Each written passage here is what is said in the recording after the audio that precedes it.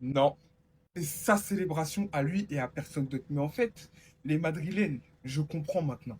Pardon, je comprends votre frustration. Parce que quand je vois le mondial de Mbappé, le mondial de Bellingham et même le mondial de Vini avant qu'il se fasse éliminer, j'étais obligé de te demander pourquoi la mayonnaise, elle ne prend pas. Parce qu'aujourd'hui, Bellingham, il a souri avec Erling Haaland. Voilà, ils se sont rappelés aux bons souvenirs. Mais c'est lui. C'est son match, c'est son Angleterre, c'est son mondial. Aujourd'hui, personne ne peut s'asseoir à sa table et dire en tant que milieu de terrain, j'ai fait un meilleur mondial que toi. C'est impossible. Un, c'est un leader parce qu'il a poussé toute l'Angleterre vers le haut.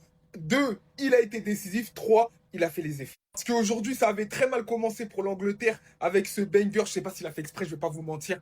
Mais la Norvège n'a pas démérité. D'ailleurs, gros big up à la Norvège parce que dans ce mondial-là, c'est la nation surprise sans aucun débat. Avec la Suisse aussi qui va se battre contre l'Argentine. Pour moi, le coach de la Norvège a fait quelques erreurs. Notamment, comment il a pu sortir Erling Haaland. Après, je sais pas s'il avait une petite gêne ou quoi. Son match était mauvais, mais on le sait. Sur un ballon, il aurait pu faire la différence. Pour moi, l'un des tournants du match, c'est ce ballon. Sors-le, pourquoi t'as pas fait la passe? Pourquoi? Parce qu'il y a des moments contre les grandes nations, faut punir. Si tu punis pas, tu te fais punir. Et vous l'avez appris à vos dépens. Aujourd'hui, la Norvège est éliminée, mais ils auraient pu espérer mieux.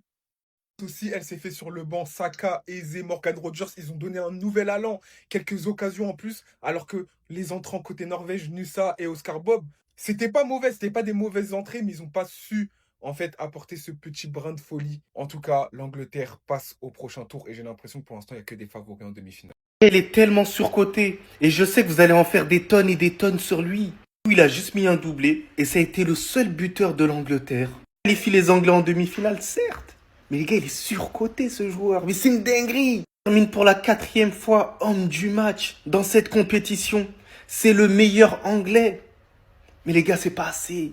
C'est pas assez parce qu'il joue avec des cancres à côté. Donc, c'est surcoté, c'est surcoté. Marqué 6 buts depuis le début de la compétition. Autant qu'Harry Kane, qui est numéro 9 de la nation. C'est pas assez. On lui demande pas de marquer des buts. On lui demande pas. Bah oui, non, mais c'est la réalité, bien sûr. Dites-vous, il y a des gens qui ont dit que Jude Bellingham en Angleterre, fallait pas le sélectionner parce qu'il posait trop de problèmes. Il y a des gens qui se sont permis de dire qu'il allait pas porter ce maillot. Mais depuis le début, même à l'Euro, c'est lui qui porte l'Angleterre. C'est lui le boss. Ou qu'il y en a certains qui ont dit, ouais, il y a certains joueurs qui excellent dans des postes, mais pas Jude Bellingham, les gars. Vous imaginez? Ça l'a pris pour le petit de la gare. Il y en a certains qui disent que Jude Bellingham, il n'a pas une meilleure carrière que certains autres milieux de terrain. Après tout ce qu'il a remporté du côté du Real Madrid, en étant l'un des leaders du Real Madrid. Vous dire un truc, le ballon d'or légitime à la place de Rodri, c'était pas Vinicius et je l'ai toujours dit. C'était Jude Bellingham à ce moment-là. Parce que Jude Bellingham avait coché toutes les cases. Malgré ça, on l'a boycotté. Je vous le dis un truc, hein. Facile de dire que Ousmane Dembélé, il peut se faire chipper le ballon d'or par Kylian Mbappé qui réalise un bon mondial. Mais si c'est le cas, prenez le même exemple aussi pour l'Angleterre. Harry Kane, il a remporté des titres avec son club. Mais est-ce que c'est le meilleur anglais? Je pense pas. Je pense pas. Le boss, il est là. Ils sont plus chauds que... Non, faut le dire. Mais aujourd'hui, il y a un truc plus que les autres qui m'a choqué. Et je vous rassure tout de suite, c'est pas le fait que toutes les stars, elles soient présentes. Ils répondent tous présents un par un. Jude Bellingham, Harry Kane, Haaland, Messi, Kylian, ils sont tous là. Vous savez ce qui me choque, moi? C'est que le record d'une équipe, d'un club au mondial soit détenu par ce Real Madrid qui fait saison blanche. 19 buts inscrits par des Madrilènes, soit plus que tout autre club dans l'histoire de la Coupe du Monde. Jude Bellingham, 6 buts. Kylian, 8 buts. Vinicius. Et en fait, moi, je vais pas vous mentir. Ce joueur, c'est une bête. Un peu comme vous derrière votre écran qui allez le comparer à Pedri et Vitinha, qui n'êtes pas capable de comprendre qu'ils jouent pas du tout au même poste, mais qui les éteint sur cette Coupe du Monde. Doublé aujourd'hui, il emmène son équipe en demi-finale, c'est tellement le patron, il est top 3 au mondial. Mais c'est peut-être le moment de se poser la question. On a vu la Coupe du Monde de Vinicius avec le Brésil. On a sous nos yeux les performances de Kylian avec l'équipe de France. Et ce soir, on a vu Jude Bellingham porter l'Angleterre. Ce qui m'amène à la question suivante. Tous les Madrilènes sont beaux au mondial, au niveau des stars. Comment vous m'expliquez que cette équipe fasse saison blanche? Comment? T'as un mec qui brille dans un Brésil claqué. T'as un mec qui, malgré toutes les critiques qu'il pouvait recevoir avant le mondial, est en train de suivre la cadence de Lionel Messi sur ce mondial.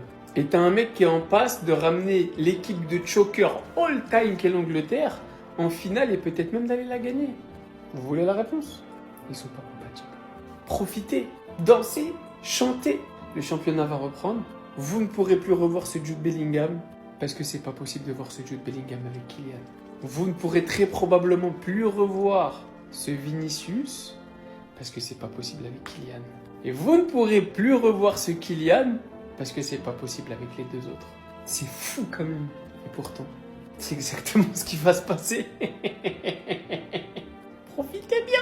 Alors ce soir, l'Angleterre a éliminé la Norvège, ou bien devrais-je dire, Jude Bellingham a renvoyé Erling Haaland et ses coéquipiers en Scandinavie. J'ai pas peur de la force des mots, ce qu'il est en train de réaliser c'est stratosphérique. Sur les 2 derniers matchs, il a marqué 4 buts, à chaque fois 2 doublés, un contre le Mexique et un contre la Norvège, rien que ça. Est-ce que vous êtes sûr que Harry Kane est numéro 9 dans cette équipe? Non, parce que j'ai plus l'impression que c'est Jude Bellingham. Il a marqué 6 buts, délivré une passe D. Il est beaucoup plus décisif que le Bavarois. Vous savez ce qu'il est en train de faire là? Il est en train de remettre les pendules à l'heure pour tous les rages, tous les haters de Jude Bellingham qui disaient « Oui, Pedri il est meilleur, oui, Vitinha il est meilleur, oui, un tel… » Quand il est épargné par les blessures, quand il est à son top niveau, quand il est à son prime comme ça, il est injouable. Là, on voit le mec qui a fini sur le podium du Ballon d'Or. Parce que ce qu'il est en train de proposer sur cette Coupe du Monde, c'est du très très très grand niveau.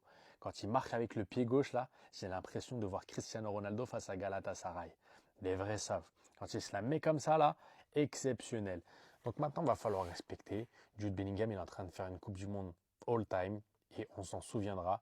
S'il va jusqu'en finale et qu'il remporte même le trophée, il va falloir le mettre dans le meilleur joueur de ce tournoi. Je suis essoufflé. Ouais, Bellingham.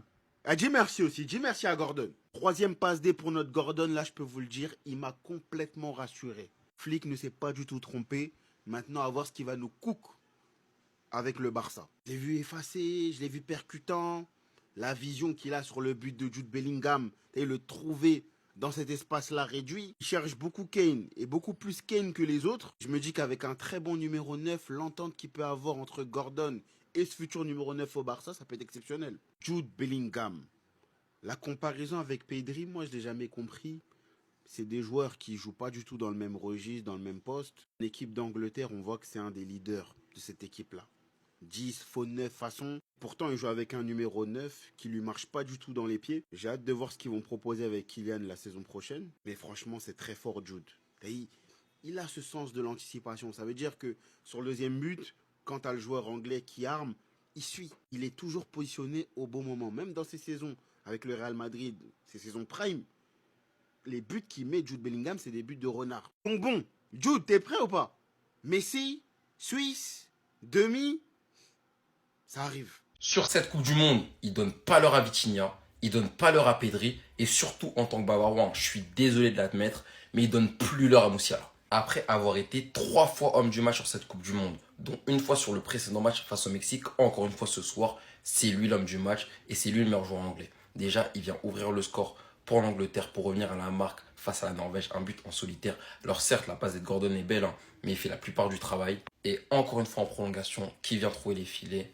Jude Bellingham, qui vient donner l'avantage à l'Angleterre cette fois-ci. Le ballon relâché par Nuland. Et en fait, encore une fois, cet instinct de buteur, il l'a promis sur la balle, but. Et au-delà d'être le meilleur milieu de terrain sur cette Coupe du Monde, sans conteste, avec Harry Kane, c'est de loin les 2 meilleurs joueurs anglais de la compétition. 6 buts, une passe décisive, 7 goal assists. Après, côté anglais, aujourd'hui, je tiens quand même à noter la grosse rentrée de Jess Spence, qui a été vraiment partout, offensivement, défensivement, alors que Oscar Bob poussait des difficultés à Aurélie, même s'il défendait assez bien. Jess Spence l'a cadenassé offensivement, il était au pressing, il était à l'origine d'action, il a même failli provoquer un penalty. Non, franchement, c'est très fort. Et sur la suite de la compétition en demi, j'espère qu'il sera titu. L'Angleterre, c'est très sérieux, les gars. Et pourtant, ça avait hyper mal commencé pour les Free Lions, avec ce pétard de Schlerdrup. Enfin, bon, désolé si je le prononce mal. Moi, je pense qu'il voulait centrer. Je pense que le but, il est clairement intentionnel. Mais il reste quand même magnifique, les gars. Et là, pour moi, c'est l'action. C'est le tournant du match. Sorloth, qu'est-ce que tu nous as fait? Pourquoi tu ne fais pas la passe à Erling Haaland? Pourquoi t'as voulu la jouer perso? C'est parce que tu joues pas à ton poste? T'as eu un combat d'ego dans ta tête. Franchement, c'est ridicule. Sorlotte, vraiment, c'est honteux. En fait, qu'est-ce que vous voulez que je vous dise sur ce mec? Jude Bellingham, la Coupe du Monde qu'il est en train de faire. Il est à 6 buts.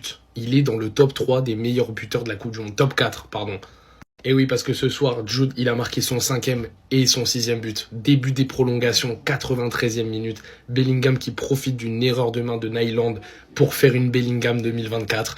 Il était opportuniste dans la surface et la défense norvégienne qui n'était absolument pas placée. Ça fait 2-1 pour l'Angleterre.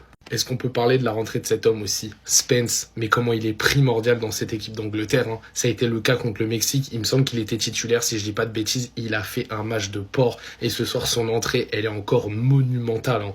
En plus de ça, il a failli provoquer un penalty finalement annulé par la VAR, mais qui au départ avait été sifflé par Clément Turpin. Et franchement, je vous laisse faire votre propre avis. Moi, pour moi, il y a contact, mais Spence, il met quand même bien sa jambe, il cherche quand même bien le penalty. Donc pour moi, si Turpin avait sifflé, c'est pas un scandale. S'il le siffle pas, c'est pas un scandale non plus. Allez, pour finir, je vais m'adresser au Real Madrid. Vous auriez tellement dû ramener Kane au moment où il quittait Tottenham. Parce qu'en fait, la combinaison de Kane et de Bellingham, mais les gars, c'est tellement violent, c'est tellement fort. Il se laisse la place de numéro 9. D'un coup, c'est Bellingham qui passe en 9, Kane qui redescend, qui passe numéro 10, et parfois ils inversent. Et en fait, c'est beaucoup trop fort, les gars. En tout cas, bravo à la Norvège. Ils nous ont fait kiffer, même s'ils ont éliminé mon pays. C'est pas grave. Franchement, ils méritaient d'aller en quart de finale tous les jours. Et franchement, ils auraient pu même gagner ce soir. Sauf qu'il y a un mec qui s'appelle Sorlotte et qui est un abruti. Encore un joueur de l'Atlético Madrid, bizarrement.